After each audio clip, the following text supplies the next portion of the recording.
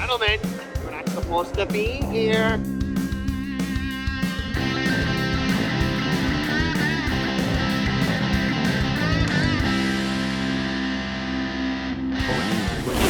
This is a closed course. Welcome to Closed Course, presented by Pins and Aces, where the mic is open and the drinks are cold. This is the spot where golf meets good company. Athletes, artists, reality stars, and the pros who live on the greens.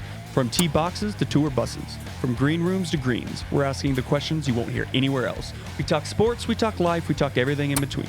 No scorecards, no pressure, just good vibes and stories that'll make you laugh, think, and maybe even grab your clubs. So let's tee it up and let it fly.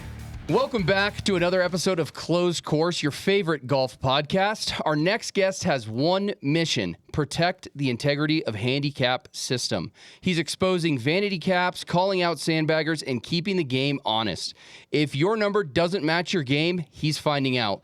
We're going straight to the gin. Welcome to the podcast, Yip Strickler. Unbelievable intro, man. There we go. Time Right? on this. What an intro. Thank you very much. Written by Liam, read by Nick. Yeah, exactly. And that's my favorite. You know, we were kind of chatting before we were getting set up, is like, I love when he goes, we're going straight to the gin.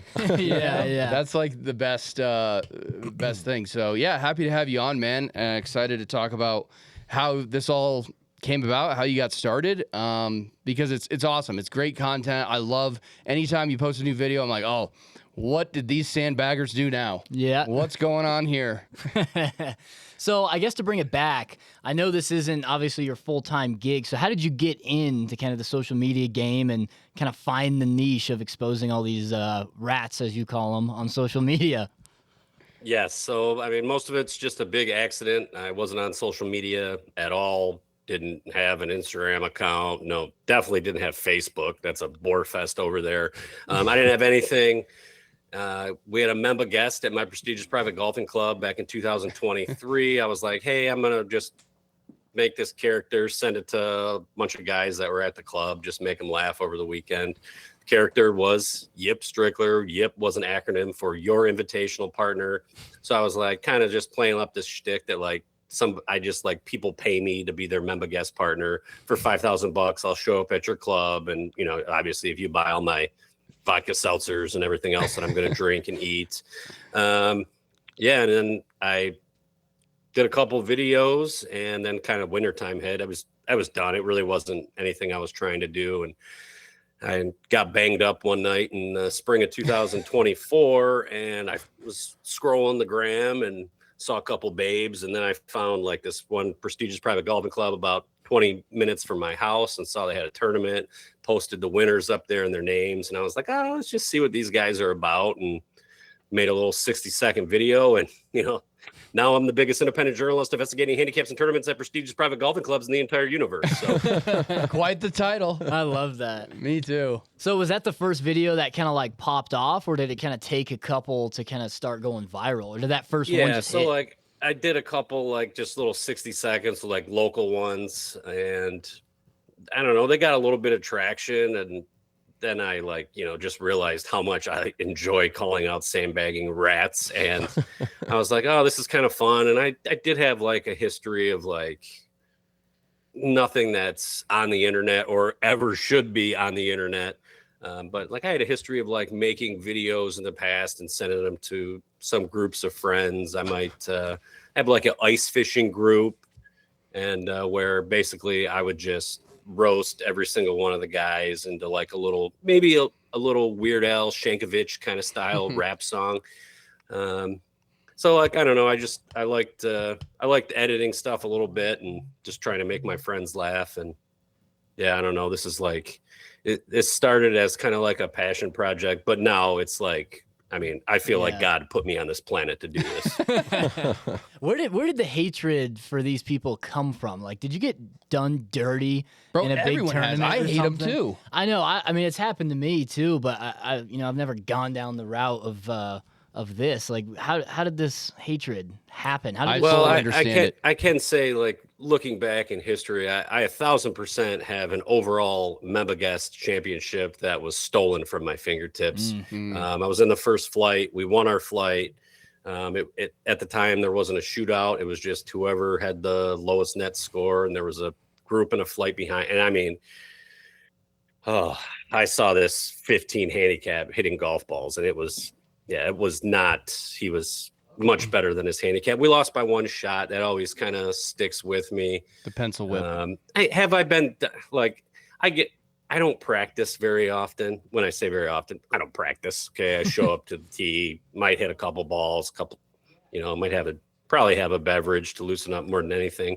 And, I go and play and I post all my scores, and I always did. I don't know. I figured that's what everyone else was doing while we're playing this game, so we can have fair and equitable matches so everyone has a blast. But I quickly learned that there's a lot of sandbagging rats out there, and I can't stand it. When you have a golf swing like mine and you're a 5.2 and you see these other guys that are like so much more refined and they play, 3-4 times a week, and you're playing 1.2 times a week. I haven't played in 5.5 months, I might add, too. So if I'm coming off like I got a lot of built up stress, I do. I got a lot to get off my chest. And tomorrow the pins are going in at my club, apparently. Walking only. I have a tee time already, so I should be much more relaxed next week. Well, that's good. You can get it off your chest here. But it's totally justified. It's happened to me multiple times. The biggest one, I don't know if you know Lee from Colorado Golf Blog at all. He's got like a page, and he had a tournament, and we played in it one year, like 4 years ago. I haven't played in it since. And I brought my buddy Ryan. It was a 2-man best ball at, what's that course? Not Spring Valley, but the other, where that's at. I don't When downtown Park or whatever. And we're both scratch golfers, short course. We shoot 60. It's a 2-man best ball. Gross. I mean, that's like respectable. And everyone's like, you can't shoot lower than 65 on this course. I'm like, we're going to shoot like 55. So we shoot 60. We come in, and there's guys wanting to fight us. Like, we're cheating. Like, he's like, I heard you on the range. You said you were going to, whatever. And so there's all this drama with our group. And I'm like, I'll go play anybody right now, us two versus you two. And we'll go play for $1,000 a hole. Who wants to go play? And so there's all this drama. Meanwhile, while all this drama is coming in, there's two guys in cargo shorts and a wife beater that come in, and they post a 59, take the prize, and leave. And I'm like, what? You'd be mad at them. It's not me. Yeah. That's legitimate. But anyways, it's how I think everyone's gotten pencil whipped at some point in a 4-man, 2-man, whatever it may be. And so I think he was called upon the Lord, as Yip said. I think you absolutely were put on this earth to do exactly what you're doing. The Lord's work. I love it. Thank you. God bless you. That is my number one comment, too, is doing the Lord's work. Yes, it is. Well, as Nick said, we do a lot of tournaments, and we've kind of tried scrambles, 2-man best balls, kind of all of the above to kind of stop the cheating. We've done $10,000 cash prizes, but in your mind, since you're around these, you see a lot of the tournaments, what's the best, most fair tournament format that you think? Good question. I mean, as in making like an equal playing field for like, hey, I want golfers out there. I think in terms of like, I want the best guy on the day to win. It doesn't have to be the best golfer. Maybe he's a 10 handicap, but he plays well. It's fair. He shoots something that's fair to his handicap. I'm just going to let you know, this sandbagging rat has a way of figuring out a way to manipulate their handicap, or it doesn't matter the format. There's always going to be a way to, finagle around. I like best ball. I like 2-man best ball events. Those tend to be the ones I'm investigating the most. Especially because they seem to be the most popular format at prestigious private golfing clubs. I can't stand when there's like a tournament and it's like, oh, they did a shamble, an alternate shot, and then like 9 holes. It just doesn't really help my investigation so much. Because like I will say this: some of the scores I see with like alternate shot are amazing for like 12 handicappers. The things that they do together on the course, I don't know how they two 12s combine and for alternate shot, and they become a scratch golfer. It's impossible. And I would even say there's 2 forms of cheating that I've noticed. One is the actual pencil whipping. You see the score, they go and erase a score, they beat you by 1. That's like real cheating. The other cheating is you lie on your handicap. You say you're 12, you're really a 7, you're getting 5 extra shots. It's kind of hard to protect that. The thing that I play a lot of gross events as a scratch golfer and like, state events or mid-am or whatever. And The thing I hate most is you got a little bit better of a group of people that can't cheat on their score, but you could still cheat on the new, what is the Golf Genius app? I like the real scorecard. Can we go back to like a real scorecard, and you don't put any scores up on the board until all the cards are in? We've done that before. Yeah, it's better. So people can't see it, and we don't do Golf Genius because even in Golf Genius, you can see the live leaderboard, and you're putting it on your phone, and you're playing with a guy who's like not really keeping score, and you say, "Oh, I had a 4." Okay, I put a 4 down. There's ways to do that too. Yeah. So I think it's tough. So Yip coming in here and protecting the integrity of net golf, I think, is important. But I wanted to ask you, you made a recent video about the USGA and the GIN system. Are they kind of like on your radar? You are on their radar, or what's the drama? Sorry, with that? I thought you said some kind of. Did you say something about the United Sandbagger Guardian Agency? Yes, yeah, the USGA. That's correct. Yes. Yeah. Well, I cannot get too into detail about what it is. I am trying to make some type of cryptic messages out there so that when the news is released, people are going to understand what hashtag the Yip rule is all about. And I will say I started seeing a few social media posts this morning about a recent event called the Ginvitational, which involved a bunch of influencers, which I'm not. I'm a fake independent journalist, so I understand why they didn't invite me. But the Ginvitational was a bunch of influencers from all over the country that have, promoted the USGA's handicapping product. Maybe a third, if you combine all their powers, to how much I've promoted it for free over the last 2 years. And it's funny, what they're doing is they're creating, and since this guy posted it this morning, I feel like I can say this much about it. They have a new and improved app that they're really ready for you to go on your phone and click that update button, and it's going to be revolutionary. I will say that does look like there's a fantastic new GPS option. It looks very clean, but according to an anonymous source that tipped me off to this about 6 months ago, there is going to be some changes, and I'm not going to discuss the changes. What's going to happen? Time will tell. You'll have to find out. It should be out this summer, according to this post I read this morning. So we shall see. Well, I'm curious to see It's going to that. be awesome. Good. It's going to be great. First I'm- off, you have to remember I am 2 steps ahead of the United Sandbagger Guardian Agency at all times. So if they're trying to shut me down, which I don't know why they would, it really doesn't make much sense. No. Like I said, I just promote their product for free, and I protect the game of net golf, and it needs some of that. It's going to be pretty funny, and everyone's going to understand what the Yip rule is. And I really do think that they're going to be at clubs all over the country. Members are going to be like, look what Yip did. Look what Yip did. It's going to be fantastic for fake business. Well, for fake business. They should 100% be all on board with you and have a legitimate Yip rule. And they should be working hand in hand with Yip Strickler to protect the integrity of net golf. Funny story, though, I wanted to bring up, he made a video. Dustin. Yeah. So last summer at the Barstool Classic in Colorado, you made a video about this of Dustin Jacoby and Derek Johnson. So Dustin Jacoby's a UFC fighter, and Derek Johnson is my father-in-law, Liam's father. And Dustin is a 7, and I would say he'd be maybe on your radar. He's a 7, but he kind of is 5, but he can play to like a 10. I've seen him shoot 90. I've seen him shoot 90, but I've also seen him shoot 73. So they're coming down to the last couple of holes, and Dustin and Derek are just like, we got to win this.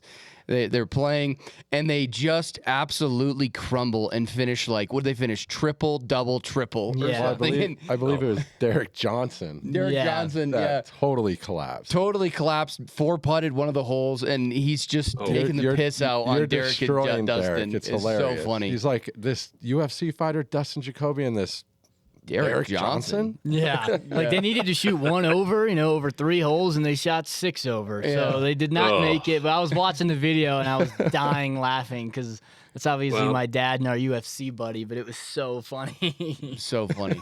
Better luck this year. Better Yeah, luck this year. exactly. I mean, Exactly. At least they didn't get called out for winning and cheating. You know, it could be worse, I guess. They But just that would always kind of be fell worse, yeah. apart. But the Barstool Classic, that's a good content farm for you, I would say, because whenever there's a good prize on the line and you win a notorious net event like the Barstool Classic, there's going to be cheaters. So I assume that's just like that's got to be your bread and butter when you see the Barstool tournament lineup open up and you can look at the events. What's the craziest thing you've uncovered in that? Well, if we're all not aware here, I do have a new position. I am the chief counselor of the Barstool Classic Handicap Committee. So I will be keeping an extra special eye on their events this year. May have to be on the grounds for a few of them just to make sure the game of net golf is in good hands. Probably my first case that really took off was summer of 2024 tournament in Iowa, I believe. It involved first off, the conditions were brutal. Wind was howling. There were scratch golfers shooting 80, and they happened to have a 15 handicap, I believe, that shot a 78, net 63. There's just a lot of rumors that were flying around. The thing is he shot a 78 in Iowa, this course that I'm assuming he's played before. I came out with my report afterwards. And then when they got to play at the Barstool Classic in Arizona, he shot a 110 the next day. Oh, or the first day, I believe. It was over 100, whatever the score was, not even close, almost like it was two different people. And there were some rumors flying around. They came straight from the Golden Tee-Anon Society. If you're not familiar with them, they're just a bunch of crazy right-wing conspiracy theorists that are also obsessed with Golden Tee and net golf. And what they believe is that this guy, the so-called 15, he actually has a brother that, looks exactly like him. His brother's a 5. So there's rumors from Golden that they flip-flopped. The guy played, then they got called up by Yip, and then they said, oh, we better switch the brother back. I don't know. Like I said, this is not what I believe. These are just rumors from Golden Tee-Anon Society. Wow. Imagine that. That kind of checks out, though. I mean, maybe you have a legitimate excuse. You got hurt, you're sick, and you're like, oh, the brother can fill in. He's a 5, balls out in the wind. And then now you go to the tournament and you're like, well, wait a minute, we got to have the real guy here. That kind of checks out. It makes sense. Do they This ID Golden people? Tee-Anon, man, I love following their stuff, man. They're crazy, but they're right more than they're wrong. Do they ID people at these events or no? I thought I saw something that they did. Yeah, funny question. It is something that I've kind of brought up, and I don't know. I actually don't know. I've never been to one, so. That's funny. Interesting. So your new role at Barstool for the events, I love that. They're leaning in and saying, hey, we need a partner in this. We've got Yip Strickler. What are you going to do there to protect the integrity? If you see an egregious post-round score, are they done? Or are you trying to do some preventative measures to help prevent this? Tell us about that. Both, yeah. I'm already digging into the first event at the park. I'm going through every single team, highlighting certain ones. I'm hoping to make some predictions before these events. I don't know if I can, get as lucky as I got at the Barstool Classic, the actual championship last year, but I have a funny feeling I'm going to be successful at this. I've already highlighted a few. I can go back in time, look at the teams that have, performed well there in the past. And I do have a lot of experience just on what numbers, for handicaps typically are the most successful in their events. So, there's definitely I'm going in beforehand and after. So what are some red flags you look for? I think from the videos that I've seen, you're kind of looking at their score history on the GIN app, and you're seeing that, hey, they haven't posted a score in 6 months, or they post kind of crazy scores, and then all of a sudden they shoot a low score. What's a red flag for you when you're doing some investigative work? It's such a process. People don't understand how much time I dedicate first off to staring at guys' pictures who just won a net golf event, and then going in and hopefully there's a Golf Genius ID where I can see the hole by hole scores, see the scores, see what's going on. I would say as far as like the red flags, I mean, if it's best ball, if it's, you know, in whatever this guy shoots, if I start seeing scores that are, you know, below net 65, I start, okay, we might have something here. And, you know, from there, I'm going to do a simple Google search, maybe find out where the guy works, what he does for a living. As everyone knows, careers definitely there's a hierarchy for sandbagging rats. And I mean, people think like, oh, it's just a bit. It is kind of a bit, but it's actually true. I keep track of all this stuff on a chalkboard in my bedroom, and it goes, you know, finance. If you're in the finance industry, especially certified financial planners, these guys don't even they don't do anything, especially nowadays. The computers can tell you what to buy, sell. The computer does everything. These guys are just talking heads that play golf every single day. Then you got, you know, these real estate folks, NFL quarterbacks. They're absolute trash, except for Josh Allen and Jared Goff. They're the only two that actually post all their scores. Can't forget about insurance rats, and then of course attorneys. Anyways, so the jobs, that'll play a factor. Like, oh man, if I see a guy and, you know, he's got a real estate website and maybe has some videos like showing a home, yeah, he's gonna move to the top of the list. And then, you know, we're going to my favorite app in the world, Straight to the Game. Even if they change some stuff up, right now it's still my favorite app. That might change after their updates. I don't know. I haven't seen them yet. And start looking. If I see, you know, a lot of these guys too, especially if it's 2026. So, you know, these guys have Instagram pages, this and this. They post every single round they play. They might not post the score to my favorite app, but they might say playing golf here. Oh, shot a 75, shot a 77, and it's just pretty good when they, you know, incriminate themselves. But yeah, I mean, there's just so many red flags. Well, you know what's interesting? My dad was on the handicap committee at TPC, Berthoud in Colorado, and he was like, I don't want to do this, but the guy was like, hey, you need to help with this tournament or whatever. So he was like, hey, look at this guy. You know, there's something funny going on here. And this guy had been posting scores, but they knew this guy wasn't in town, and he was posting scores at like local Colorado courses. And he posted like an 85 at Mariana Butte. And my dad had to call Mariana Butte and say, hey, do you have record of this guy playing this course this day and shooting 85? And we're like, no, we have no record of it. And then they found that he was like in Florida or something. Really? And so he was posting leading up to this event, leading up to the net event months before. He's been putting in the work. I'm wondering if you've seen anything like that before where guys, you could just go post and how would you know? Yes, the kamikaze posting, as I like to, they just get in there and they're just like post a score post. And to be honest, I've missed a few that like I just didn't have time or somebody else kind of jumped them. As far as priority level for protecting the game of net golf, these other guys got moved down. But I mean, I've liked the guys like where I'll just see them post like 5 scores on a day. Just boom, boom, boom, boom, boom, boom, boom. Yeah. And who knows? Like I said, you know, maybe these guys, they forgot and they keep all their scorecards in their glove box. And, you know, once a business quarter, they just start posting them. I don't know. I find that pretty hard to believe, but you never know. That could be what they're doing. The guys that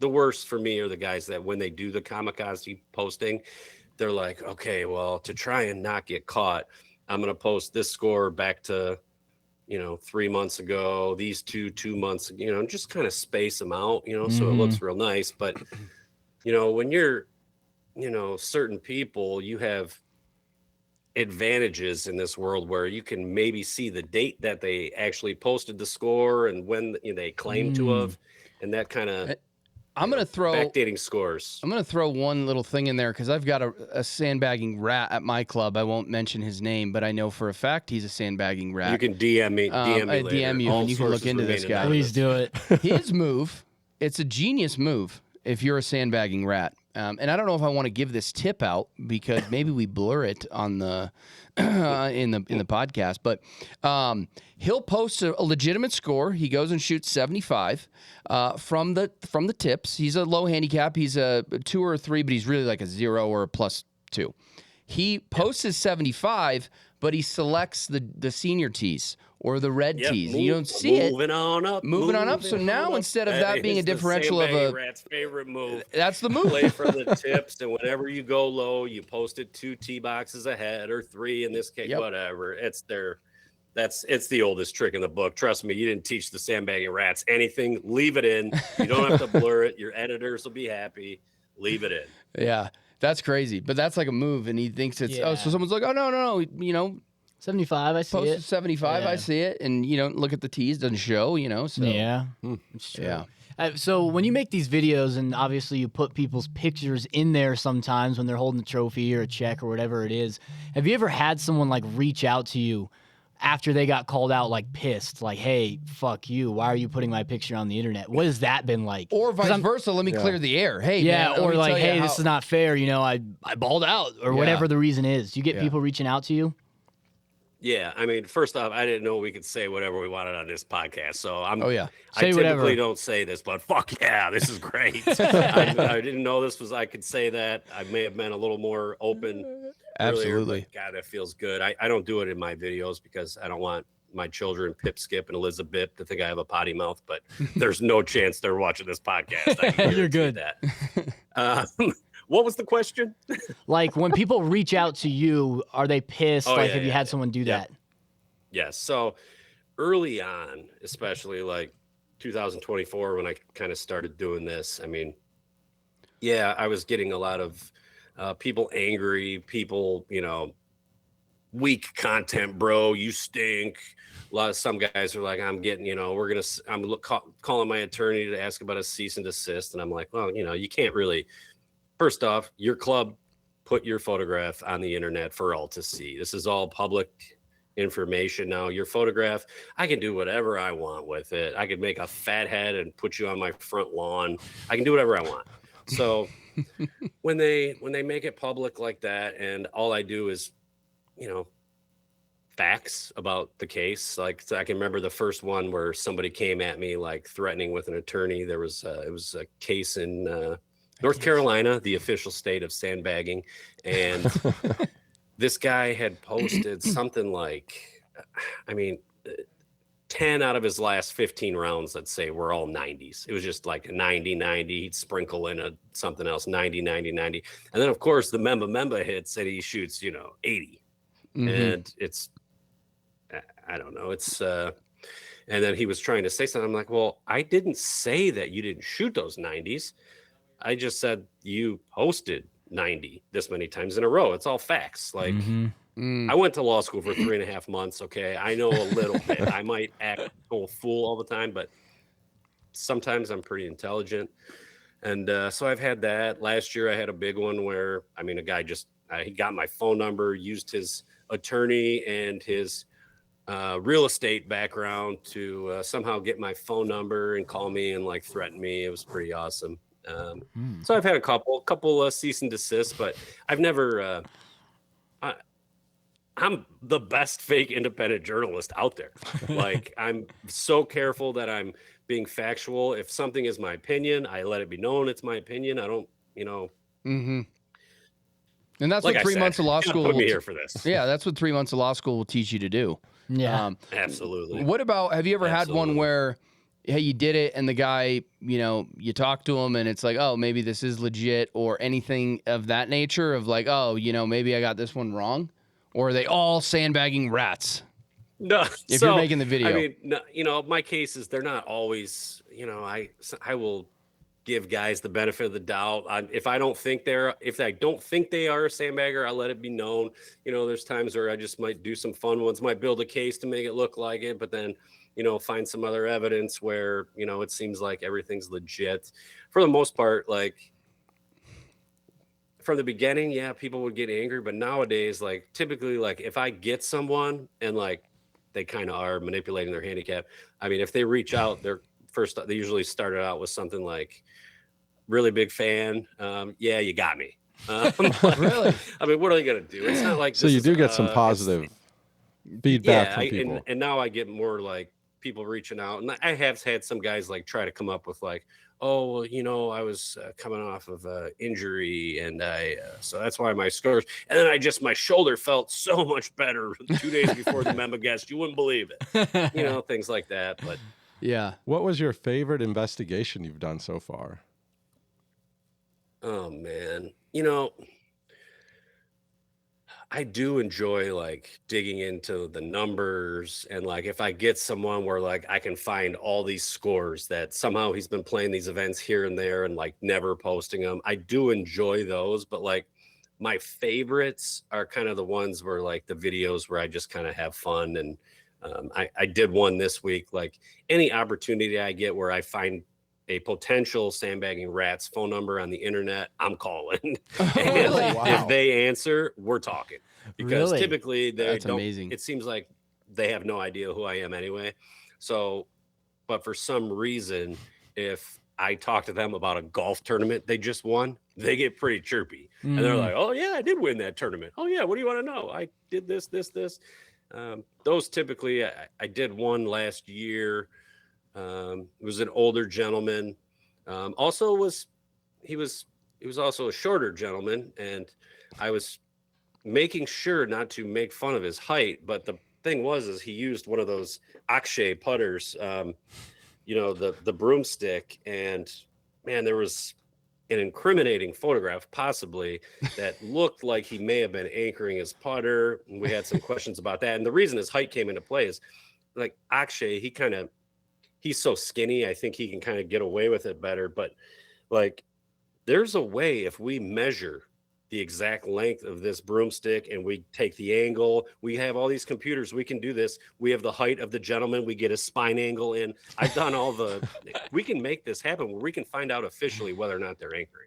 That's funny. Wow. So that might have been one of my It's a favorites. He science. was just I made sure I called him at 5:30. So like he had just got done eating his Tuesday night dinner and he was just relaxed. Can And you imagine? I talked to him. We talked about the white belt, which he wears Oh. every single time he plays in the summer. That's what he said.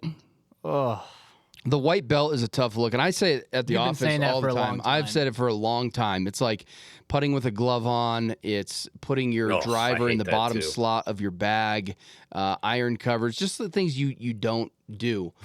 You can't do that in golf, and you know, kneeling down to put a tee in the ground, certain things. The white belt, if you can't shoot under par, you can't wear a white belt. That's like my rule. Well, If you can't shoot under I par, mean, you wear. I'll admit, I went through a phase in my life. It was. where I wore a white belt. It was There was a phase. like 2015. Jordan Spieth was like kind of cool. He was wearing them. You know, it Yep. was a time and a place. It's gone. But now it's just been taken over by the sandbagging rat community, and I think they're disgusting. The white belt turned into the Ed Hardy shirt or an affliction shirt. You just can't. You don't wear that anymore. You know. You don't wear Ed Hardy. You don't wear the white belt anymore. It's retired. I'm not going to talk trash about those two shirts. Now I can tell you, I've never owned one, but most of the guys have like these biceps that seem to be, I feel like, I don't know what it is. They're just a bunch of meatheads. Yep. And I don't want to offend them. 100%. But yeah, the white belt's got to be retired. well, I have gotten a little bit of shit around this office. I haven't been called a sandbagging rat, but maybe you've used the word sandy.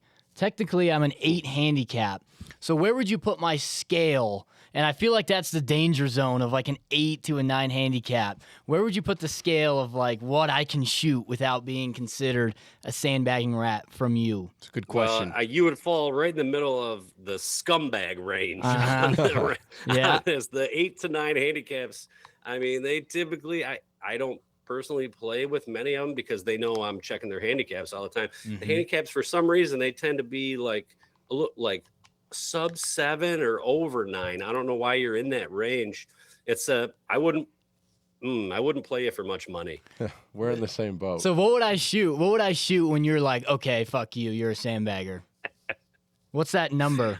I mean, okay, so like if you're getting 8 shots, I mean, if you come out and shoot a 70, if you shoot a 73 and we're playing, I'm gonna be irate. Yeah. Something's getting broke that day. Okay. But I mean, you know, if you go out there and shoot a 76, 77, I mean, hey, you played great. Yeah, I think that's my range. Is like I don't get out of bed 77 for to, any. like, I don't get out of bed 84. for net 68s anymore. They don't do anything for me. No. Early on, I might try to get, but it's not. They we do have some tables for score frequency that help a little bit for whether or what's your not I lowest? should go after someone.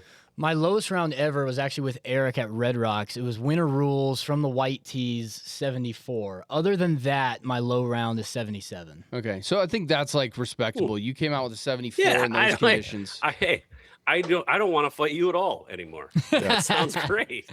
Yeah, that seems fine. That seems There's legit. a guy, and he beat a Division I golfer on actually two of me and Peter. You beat Peter that what, day. Cards afterwards? Or Yeah. a race or Well, at golf? And Peter's like, it's funny because Peter was like, I'm never giving you strokes ever again. You shot a career round, and I think that's like okay, but I think if you were like shooting 70 or under par, that's crazy. And I think it's the bigger egregious offenders are the 12 to 15 who really should never break 80. If they do, it's like 78, 79. But when you shoot a 75, that's the problem. A 12 handicap is never. I don't care what world you're in, what course you're playing.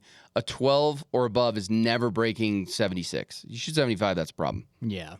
I'll send you some stuff afterwards to show you how often that happens. And that's crazy. It's just impossible. A true 12 handicap could never shoot that. Well, yeah, not a true one. Ever. Well, we're talking about a lot of people we would never want to play golf with because they're sandbagging rats, but we do have a segment called Dream Foursome. So if you could play with 3 other people dead or alive, who are some people that you would like to play with? I'm going with Gabby Powell, blonde bombshell bomber. Then I'm going with Paige. Just throw her right along. Sensing this is a pattern? Be a one cart. Sensing a This pattern. is going to be a one cart. And then, well, you know what? Let's give John Daly his own cart. He could be the 4th. We're going to have a blast. It'd probably be an unbelievable day. And guys, just do me a favor. Don't tell Mama Strickler I said this. I can respect. I like Gabby and I like Paige. Gabby, she comes by the booth every year and we talk to her. Yeah. Okay. So next segment we have is called Caddy Advice. Any advice, whether it's in your line of work of protecting the game of net golf or just in general, any advice that our listeners should be aware of that you could enlighten them on and help them with anything?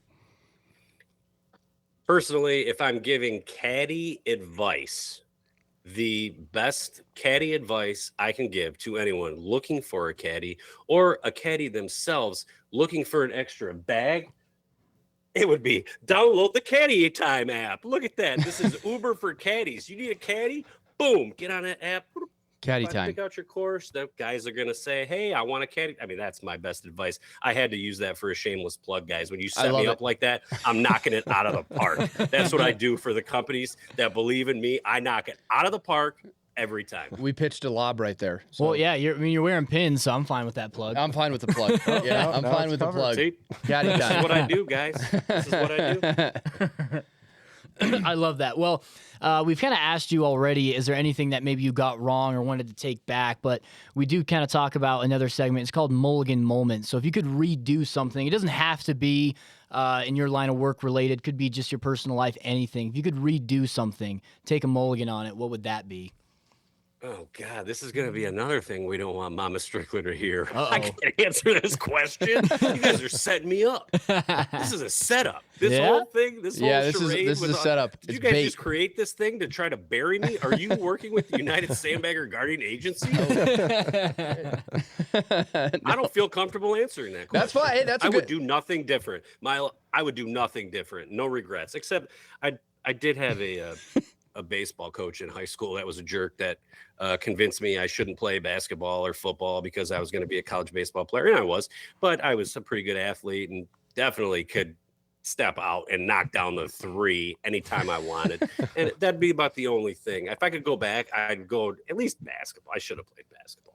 Basketball. That'd be good. I absolutely stroke it. People see me, I just grab it. I don't even just boom, it just goes in. You could have been like one of those white guys in a mid-major program during the March Madness that just knocks Oh down no, I 30 wasn't points. that good. I wasn't that good at basketball. I would not have played Or be the any type of typical college white boy, basketball. just rebound, But kick high out. school, I could.